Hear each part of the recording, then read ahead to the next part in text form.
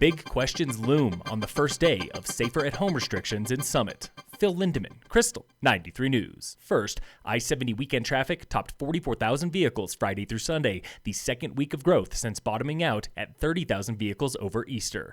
This weekend's total is 9,000 more than last weekend, but down 116% compared to the same weekend last year, with 95,600 vehicles in 3 days. Average daily traffic this weekend was 14,740 cars, 16,800 fewer cars than April 2019.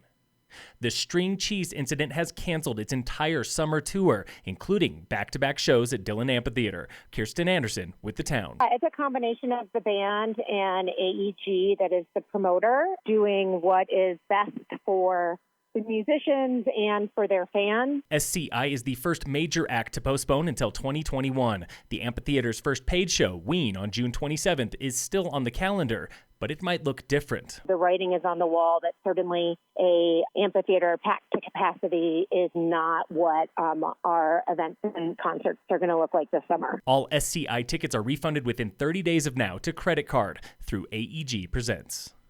Welcome to Phase 1.5 of Summit's Safer at Home Order. Public Health Director Amy Wineland. We have come a long way in a couple weeks to build a system that we believe can handle moving forward in this fashion. County officials are comfortable letting some activities slowly return, including real estate showings, curbside retail, and bus service beginning today. Each time we lift measures, we will be waiting a period of 2 weeks minimum to make sure that we're monitoring what the public health impact of that is on our community so that we continue to have the virus in check. If all goes well and there is no spike in new cases, personal services like salons can reopen this Friday and childcare can return May 11th. Emergency Manager Brian Bovaird. We're always going to be in multiple different phases of recovery at one time. On a conference call today with more than 300 people, Frisco Town Manager Nancy Carey had one big question. We need to know what businesses can do and when.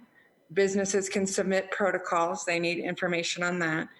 They can't succeed without lodging, so they need to know when lodging is going to come back. The county says this is where phased reopening happens. A social distancing protocol form is on the county website, and officials are taking input from industry work groups for ideas on best practices. County Manager Scott Vargo. The last thing that we want to see is us moving forward and then having to take 2 steps backwards and go back to a situation where we're in sort of the full lockdown mode. Lodges and short-term rentals remain closed through May 31st, with details before then on how to reopen and precautions to follow.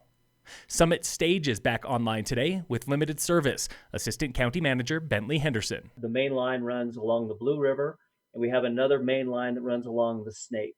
So each one of those will be the ones that we are going to be running. Service comes with restrictions. No more than 10 people on a bus, and face masks are required. There is no commuter service to Park or Lake counties. If we find that there is at a particular stop over 10 people on a routine or regular basis, we'll be following that up with a smaller vehicle to pick up that overflow. We don't want to leave anybody stranded. See the updated bus schedule and routes at summitstage.com. Breck Free Ride remains closed.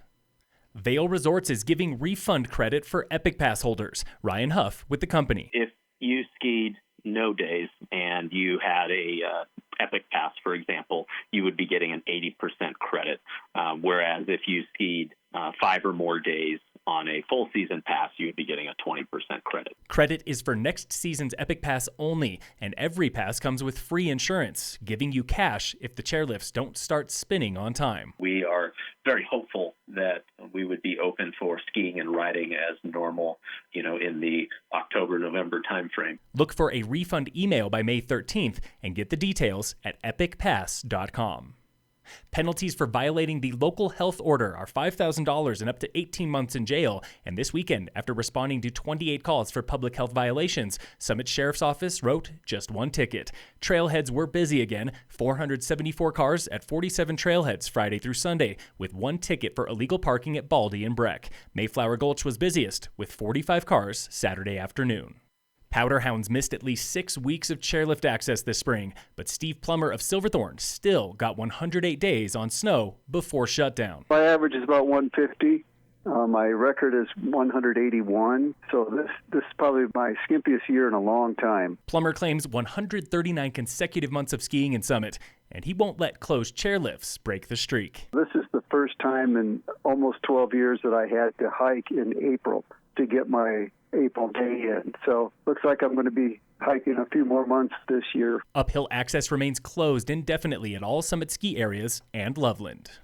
And in local sports, brought to you by American Family Insurance, the Weiss Agency, today is opening day of High Country golf season. Eagle Ranch Golf Club in Eagle is open with 18 holes, and virus rules like one person per cart. Gypsum Creek Golf Course near Gypsum opens tomorrow, and greens fees are cheap, $35 to $60 at both courses. Phil Lindeman, Crystal 93 News.